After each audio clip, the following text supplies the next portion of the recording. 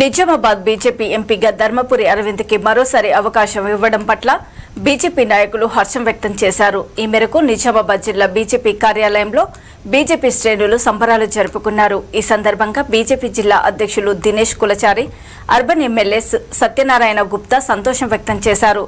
మరోసారి అరవింద్ని భారీ మెజారిటీతో ఎంపీగా గెలిపిస్తామని ధీమా వ్యక్తం చేశారు. నెలలోపు వచ్చే పార్లమెంట్ ఎన్నికల్లో అక్కడ మోడీ, ఇక్కడ ఏడీ మామూలు మెజార్టీతో కాదు, కనీవిని ఎరగని రీతిలో రికార్డ్ బ్రేక్. కేంద్రంలో భారతీయ జనతా పార్టీ 400 పార్.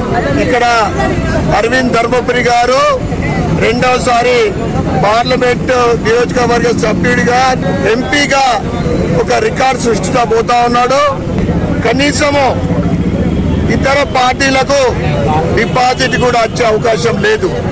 ఎందుకంటే అరవింద్ ధర్మపురి గారు నియోజకవర్గానికి చేసిన అభివృద్ధి ప్రజలందరి మనసులో ఉంది.